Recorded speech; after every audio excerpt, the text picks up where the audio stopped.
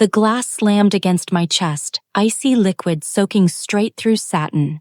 Gasps shot up from the table, forks clinking hard against porcelain. My niece's smirk cut deeper than the wine ever could. "Now you look as cheap as you really are." The whole room froze.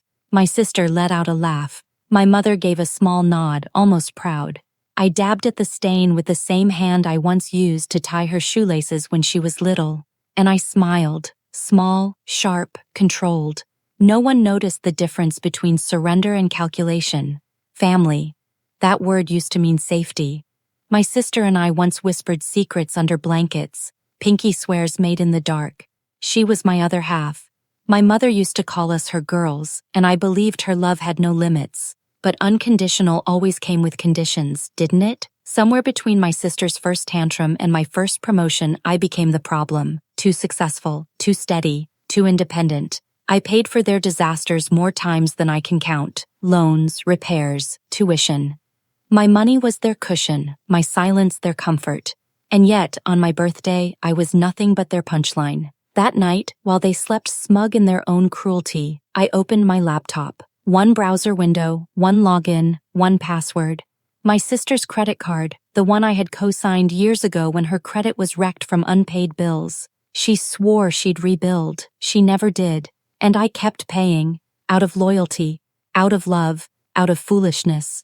With a single click, I canceled it and leaned back. The first domino fell.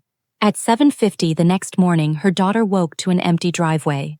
The car she loved to flash on Instagram was gone, repossessed at dawn.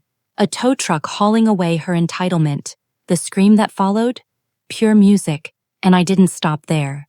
2 days later, the landlord called. Rent, 2 months past due. That card had been their lifeline on AU. Tope. Without it, they were exposed. I let the silence do all the talking. No transfers, no bailouts, nothing. My phone buzzed non-stop. First came rage. How dare you? You ruined us. You're jealous. Then came pleading. Please, just until next week. She didn't mean it. She's just a kid. But kids repeat what they're taught. That venom came from somewhere. They expected me to cave. I didn't. I pulled tighter. I called the bank where my sister stashed her savings, reminding them of the fraud alerts I'd filed months ago. Accounts frozen, tuition locked, her husband's side hustle gone with it.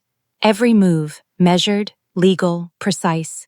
I didn't raise my voice. I raised the stakes. The showdown came on a Sunday. They showed up at my door, pale faces, eyes wild with panic. My mother spoke first. She's your niece, your family. Fix this. I opened the door wider, letting them see themselves reflected in the glass behind me. She's not my responsibility. Neither are you. My sister's voice cracked. You're destroying us. I tilted my head, studying her the way you'd study a bug finally pinned down. No, I just stopped saving you from your own destruction. The silence that followed was heavier than any scream. Weeks passed. The car stayed gone. The credit stayed locked. Their house echoed with calls from collectors. And me? I thrived. Freed from the constant drain of their needs, my life sharpened into focus. I learned that sometimes the best revenge isn't fire. It's absence. No giving, no rescuing, no softening the fall. Just letting them land exactly where they aimed me when they poured that drink. Now, when I replay that night in my head, the cold splash, their laughter, I don't feel anger anymore. I feel gratitude, because that was the night I stopped being their victim. That was the night I became my own protector. They taught me something without even knowing it. Cruelty can be passed down, but so can control. And mine is absolute.